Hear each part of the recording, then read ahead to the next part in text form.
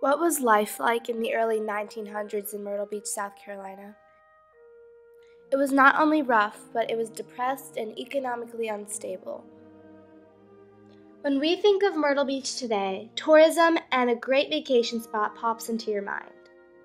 It wasn't always like this until the creation of Myrtle Beach State Park.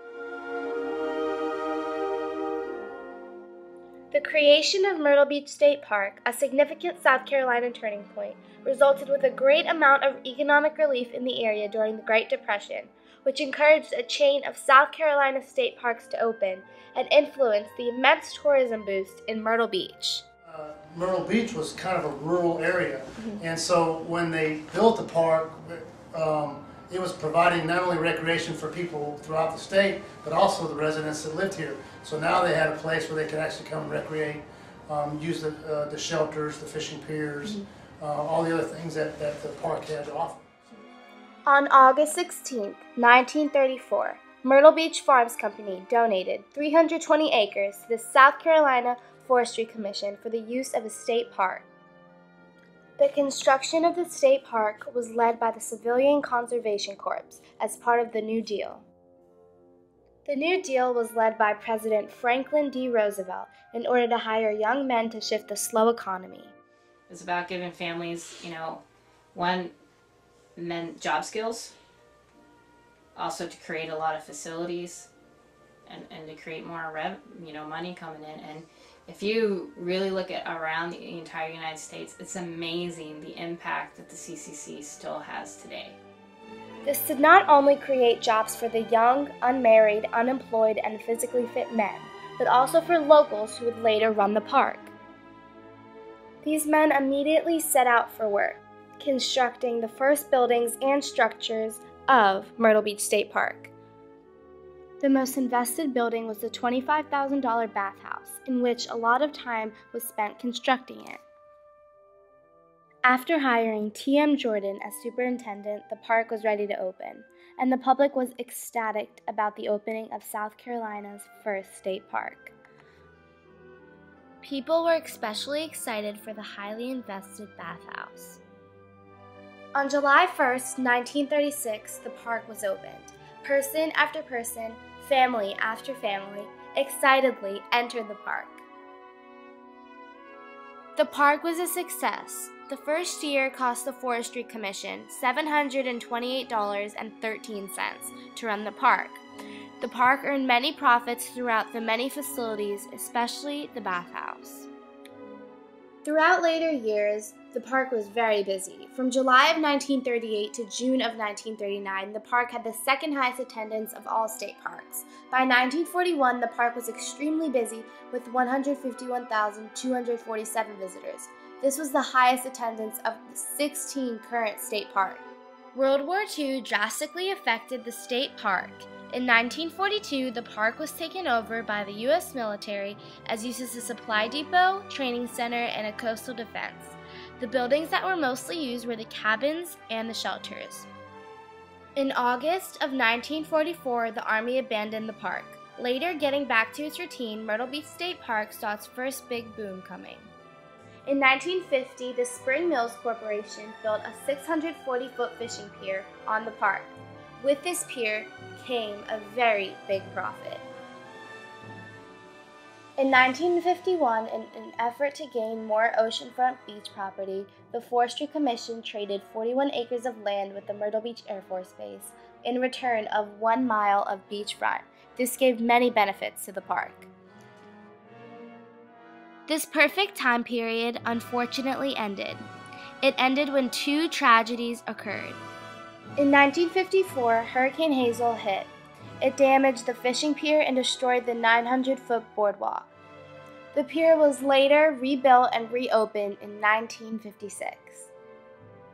In August of 1958, an Air Force training jet crashed into the concession area of the pier and parking lot. It destroyed several cars and killed a father and son. It not only reopened in 1960, but it also was relocated to its current position. The 1960s were also hard on the park.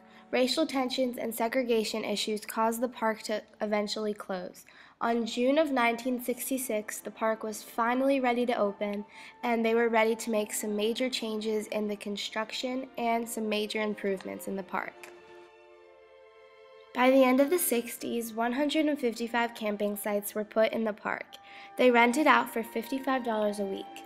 This not only brought a lot of money into the park, but many tourists were flowing in, one after another. Many changes also occurred. The bathhouse was now being taken apart and placed in different locations throughout the park. The creation of South Carolina Department of Parks, Recreation, and Tourism took over the management of the park. This created a period of not only rapid growth, but success. Under new management, the 1970s were very successful. From 1970 to 1971, the park hit the 1 million attendance mark. The popularity of Myrtle Beach State Park from locals and tourists was unbelievable. Many things were later added to the park, like a new store, a new concession stand, campgrounds, laundromat, a new entrance, more restrooms, and 4 more boardwalks. These changes also brought many people to the park, which meant Myrtle Beach State Park hit the 2 million visitor mark from 1981 to 1982. Then, on September 22, 1989, Hurricane Hugo hit, and this created severe damage to the park. Hurricane Hugo changed a lot. The hurricane had a big effect on the park. The pier, sand dunes, ice cream parlor, and much more were destroyed. The park had no electricity for 3 weeks and was reopened on October 13th with limited facilities. Although the aftermath of Hurricane Hugo to Myrtle Beach and Myrtle Beach State Park was devastating and affected everything harshly, the snow in 1989 made the citizens and visitors much happier. More tragedy struck when Hurricane Floyd flew the coast in September of 1999. Most of the park had flooded, and the park took several weeks to be completely clean, but was only closed for the public for only 2 days. The 2000s brought many changes. A $3 fee is now collected for park visitors. The fee earns the park a very large profit. Also, even though Myrtle Beach State Park contains a lot of wilderness, the park transformed into a more coastal scene. This brings us back to current day.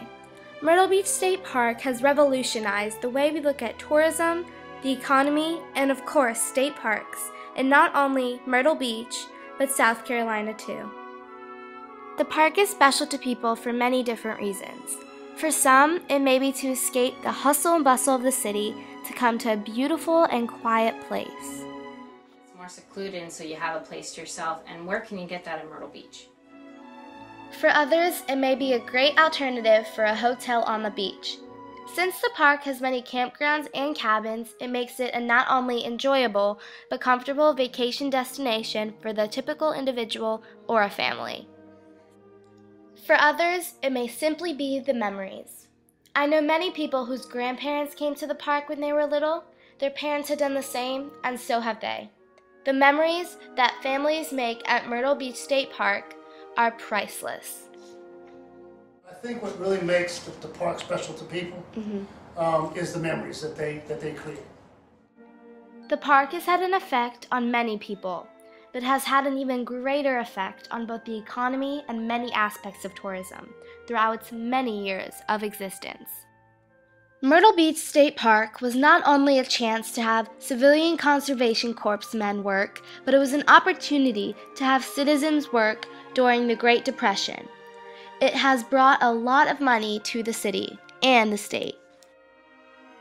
Before the park was created, tourists didn't usually come to this area. It was a new town, and it was mostly based on agriculture. The park was one of the first milestones of tourism in Myrtle Beach, South Carolina. Myrtle Beach State Park not only leaves a legacy of success, but shows the true meaning of a significant turning point in South Carolina history.